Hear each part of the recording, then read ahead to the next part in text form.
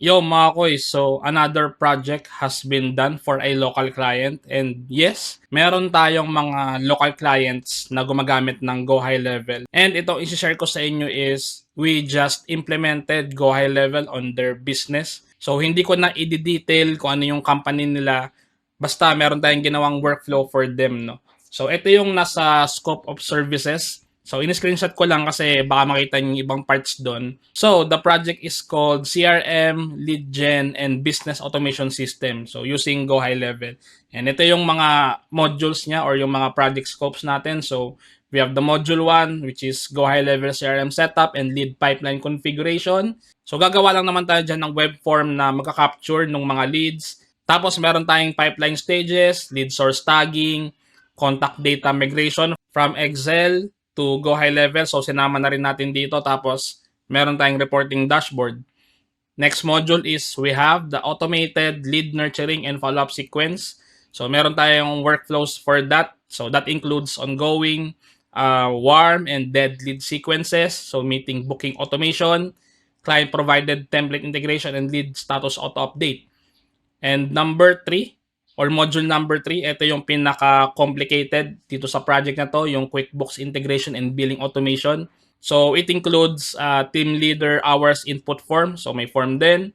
We have the automated invoice draft creation, one-click approval workflow, payment reminder automation, tapos ACH credit card collection and payment status tracking. So, we all know naman na meron ng native integration si QuickBooks sa Go High Level.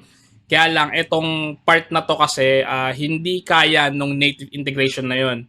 So, kailangan kasi pagka doon sa estimate, di ba, we can create estimates sa Go High Level. So, ayun yung parang magiging invoice creator doon sa client. Kaya lang kasi ayaw pa ni client na mag-fully rely dito sa high level mismo. So, gusto niya kasi nakalagay yung mga invoices pa rin sa QuickBooks. So, ayun yung ginawa natin dito. Then we have the module number 4, so client onboarding and offboarding automation, so including contract sending, e-signature, upfront payment collection, onboarding email sequence, internal task list creation, offboarding workflow, and canceled client re-engagement. And yung module number 5 is for testing, handover. So, kailangan i-train yung team para malaman nila kung paano gumagana yung workflow na to. And also, that includes complete documentation, and GHL admin credential transfer. So tara, pakita ko na sa inyo. Let's go! So let's start muna dito sa module number 1 natin, yung mga lead pipeline configuration. So ito yung ginawa ko doon. Meron tayong tatlong pipelines dyan with several stages. So meron tayong form dyan na ginamit para mag-capture. So ito, service you need outsource. Then meron siyang mga ganyan. Tapos industry pili. Then ayan, tapos, pagka nag-submit sila dito, automatic, syempre, mapupunta yan dito, no? So, new lead. And then, yung pag-move kasi ng mga opportunities, gusto nila manual pa rin, no? Kasi, meron silang ina-assign ng mga agents kada client. So, yung agent yung bahalang mag-move if contacted na or qualified. Tapos, yan, i-proposal sent, negotiation, or close, no? Or whatever. So, ayaw pa kasi i-fully automate ni client yung part na yon. Ang meron lang automations tayo dito sa pipelines is itong mga to, like yan, offboarding, onboarding, pipeline stage, canceled, done deal, or ongoing. So, yun lang yung mga pipeline stages na naka-automate for now since nagbigay na kami ng mga recommendations, ayaw talaga nilang i-fully automate. So, yun kasi yung gusto ng client So, yan na natin. And then, back tayo dito sa pipelines natin. Meron tayong operations pipeline. So, pagka na-done deal, mapupunta yan dito sa active project. Then, pagka na-add yung tag na former client, mapupunta siya dito sa former client, no? So, meron tayong mga email sequences for that na sinet up kasi gusto ng client na like, let's say, after 1 month or 3 months, mag-send tayo ng email like ano lang, kamusta, ganyan, or kailangan mo ba ng service namin? Or are you looking for someone to hire? Mga ganyan. So, ayun siya mga kois. So, meron tayong email sequence for that, no? Dito sa pipeline na to. And then, finally, we have the sales pipeline. So, ito yung mga leads na na-nurture na. Mapupunta na yan dito. So, we have the new lead. Tapos, assigned to BDM. Basically, ito yung sales agent nila. Tapos, pagka nakausap na nila, pwede nilang i-move sa pending or done deal or canceled.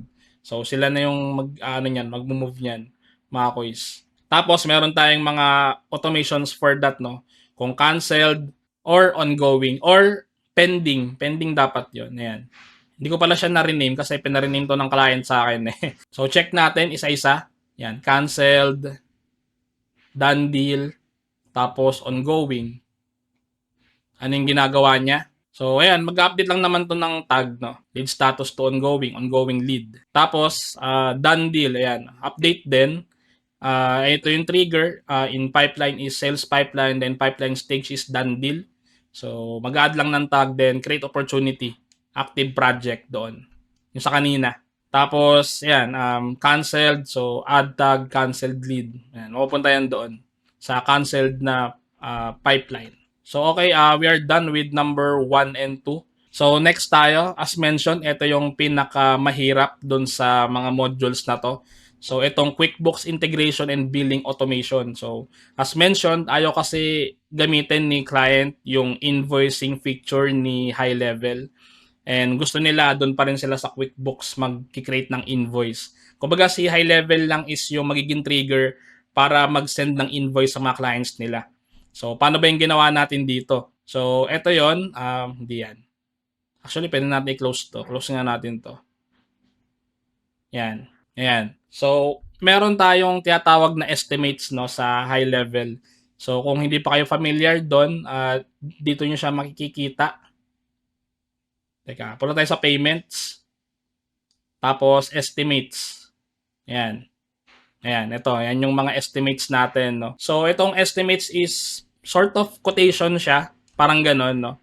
Tapos, dito lang kasi pwedeng mag-send ng email papunta doon sa accountant nila. And yung accountant kasi nila, kailangan ding i-review muna kung tama ba yung invoice or hindi. Tapos, sila na yung mag-a-approve. So, ito yung ginamit nating starting point sa workflow na to. Pero, actually, kailangan nilang mag-fill out ng form for the quotation, no? Or invoice rather, kasi yung team leader nung bawat team nila, obviously, is kailangang mag-upload ng timesheet kung ilang oras yung na-consume nung empleyado nila, no? So, ilalagay lang nila yung client name, email, total hours, tapos upload timesheet. Parang, additional attachment din, no, mga kuys. Tapos, ang pinaka-tricky pa dito, mga kuys, yung total amount niya, kasi kada client, di ba, merong certain rate, like hourly rate.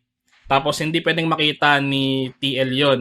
So, nakatago somewhere yung nito, yung formula para ma-compute yung total amount na isisingilin nila dun sa client. So, pagka na-fill out nila tong form na to, mapupunta na yan dito sa create estimate na workflow natin. So, form submitted, yan, invoice form. Tapos, meron tayong custom value dito na magpapalit-palit every time kasi nga, kailangan i-send yung approval doon sa accountant. Eh, di ba pagka nag-submit ka ng estimate, automatic mag-send yung sa client which is ayaw nila muna. So, kailangan mo nang ma-approve yung estimate na yon bago mag-send sa client dapat. So, kaya gumawa tayo ng custom value na yun yung magpapalit-palit ng value, no, in case na mag-trigger tong workflow na to. Then ito, mag-change yung email to accountant email temporarily para siya yung makareceive ng estimate for approval as mentioned. Then we have the format issue date, update issue date, yan. Mga format date lang naman yan, no.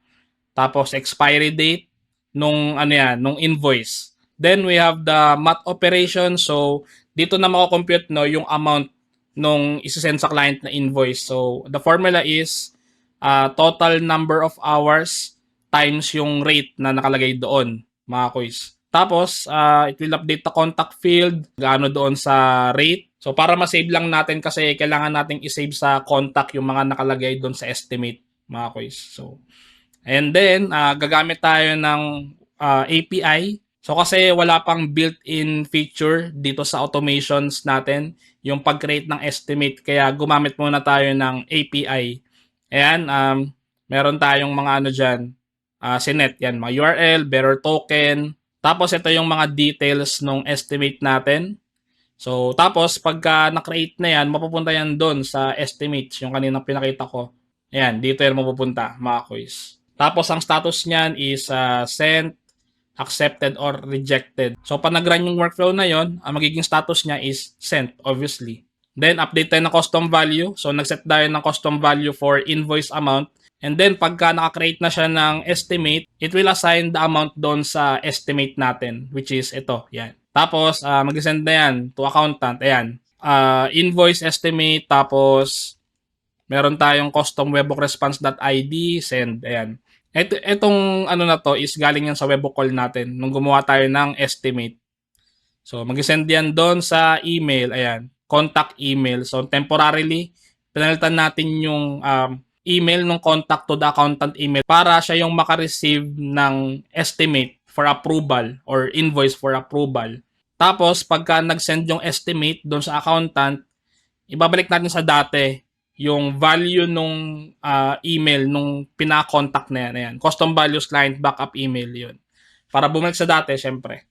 So, basically, itong workflow na to is for getting the estimate or invoice for approval na isasend sa accountant bago sa client. So, next tayo. So, pagka na-approve yung invoice or yung estimate, it's time naman no, na mag-create ng invoice mismo sa QuickBooks naman. So, ayan, kaya tayo merong QuickBooks dito. Ayan, access token, custom webhook call to mga quiz or API call na to. Ayan, kukuha siya ng token. So, yung token is, ang ginamit natin dito is via refresh token. So, gumawa tayo ng custom values na andun yung refresh token natin naka-store. Kasi, this is using OAuth. And kapag ka hindi ka gumamit ng refresh token, lagi mong uulitin tong request na to. Like, before this call, kailangan meron pang isa pang step para makapag-obtain ng access token and medyo complicated siya. Unlike pagka gumamit lang tayo ng refresh token, at least ito lang yung gagamitin natin. Tapos from the word itself, magre-refresh yung token na yon na mag-expire siya ng matagal. Like after 1 month or 2 months, mga ganon. No? Unlike pagka normal na access token lang, sagit lang yon saka medyo complicated pa siya kunin. Kaya sabi ko, mas maganda kung refresh token ang gagamitin natin. Kasi once lang naman to kinukuha eh. So, isang beses na request, tapos isave mo dun sa custom value, then yun na lang yung gamitin mo ng gamitin on every QuickBooks Access Token API call, no? On this case. And pagka may nakita kayong refresh token na pwede siyang gamitin on every API, I suggest yun yung gamitin yung way para makapag-authenticate. Kasi it will save you time, saka mas madali siyang i-set up. Kada request nito mga quiz, mag-generate siya ng access token saka refresh token. So next natin gagawin is, kailangan natin i-update yung refresh token natin mga quiz. Ayan. So mag-save yan as panibagong refresh token naman para magamit naman sa next API call or sa next run nitong workflow na to. Then we have the customer ID.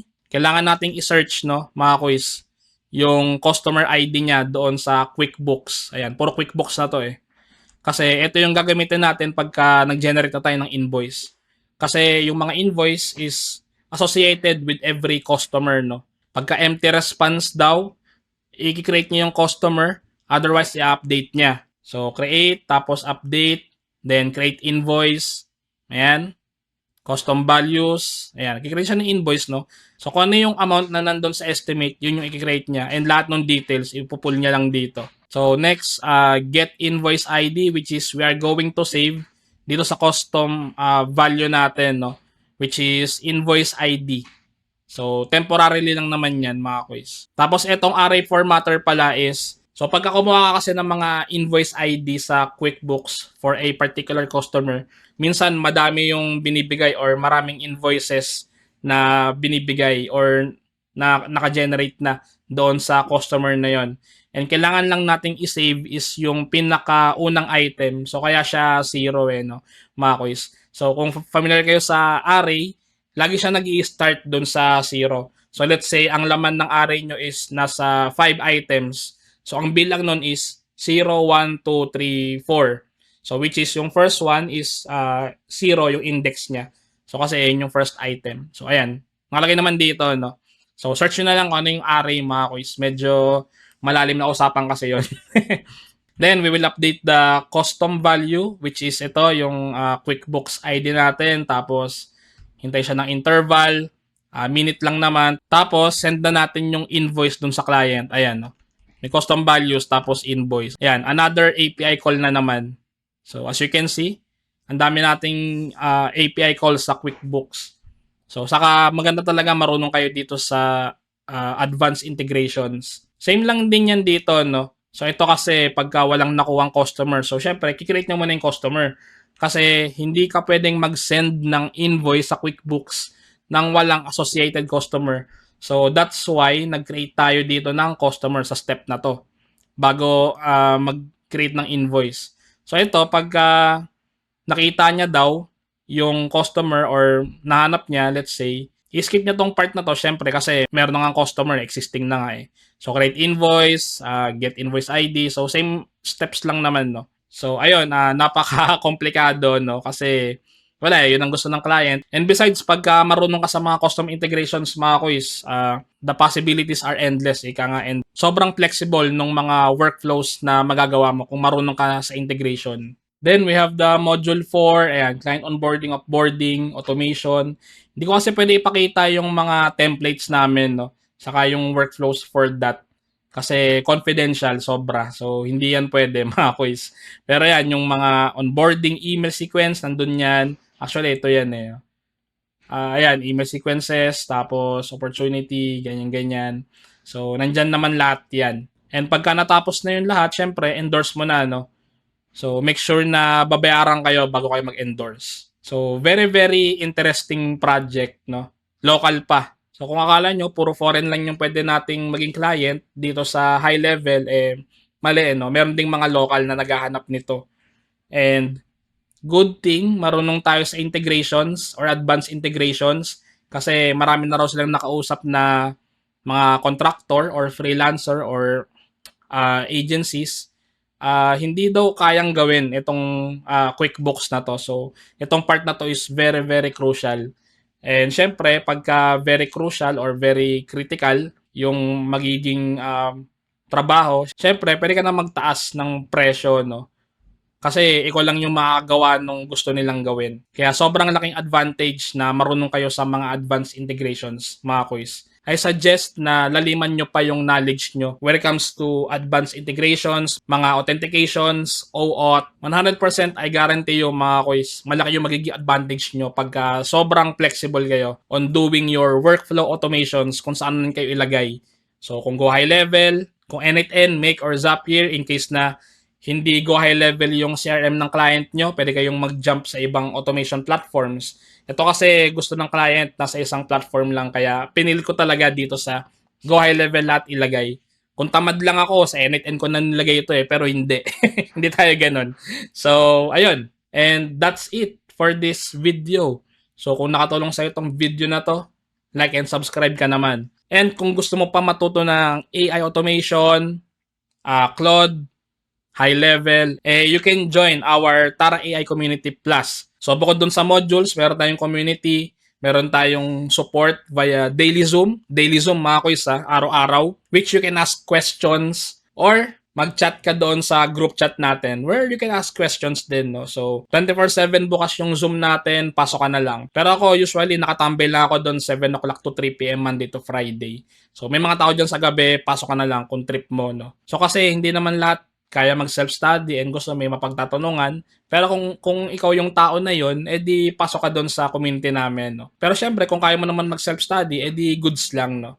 Wala namang pilitan. So, thanks for watching. See you on the next video.